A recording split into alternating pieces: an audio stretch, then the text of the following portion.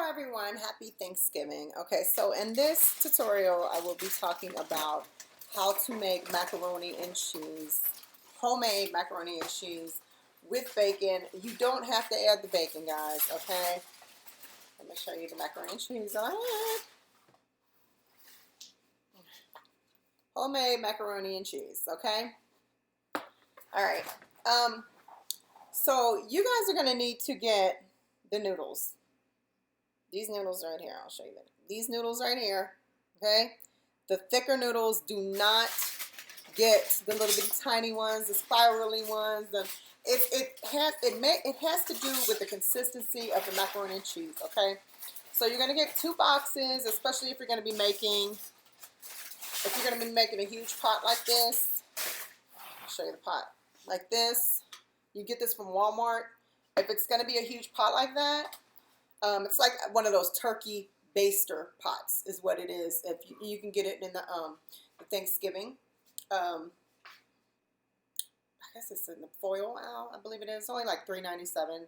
I got 2 of them. I got one for my turkey, and then one for my macaroni and cheese. But anyway, you boil your noodles, guys, okay?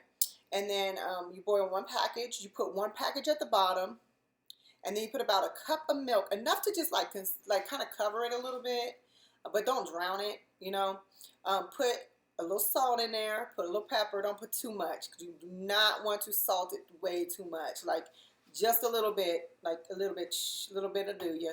And then you put your Texas toast. You bake your Texas toast.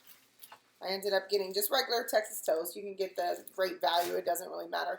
But anyway, don't burn your Texas toast, guys, okay? Do not burn your Texas toast, because it will be disgusting if you burn your Texas toast.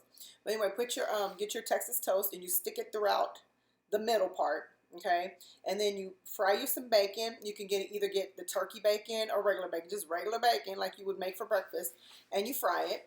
Normally when I fry mine, I'll put you don't need oil, but I always put like a little bit of like olive oil, a tinge of olive oil on mine. And the reason is so it doesn't stick to the bottom, because when you don't put oil in it, it still has its own oils. So you don't have to do that. That's not a step you have to do. But you fry your bacon. You stick your bacon in the first layer, and then you want to put your cheese on. I got this three cheese blend. Now this stuff can get expensive, guys. Okay, this is like one of the most expensive dishes of Thanksgiving dinner, other than the turkey and other than the ham. Okay. So what you want to do is you want to put at least half of this on the first layer, okay, guys? And then you're going to take your second box, you're going to boil that, you're going to drain it, your box of noodles, and then you're going to put that layer, on your soft noodles on top of the cheese, the first layer. And then you're going to put a little bit more milk in there, a little bit more salt, a little bit more pepper, and then take the Texas toast and kind of stick it in there. And guys, I don't really do measurements. I just kind of do like to taste. But when it comes to your salt and pepper, don't put a lot, just put a little bit of it in there. And then you put your Texas toast, stick your Texas toast. As you can see in this one, I kind of stuck it like throughout the whole dish.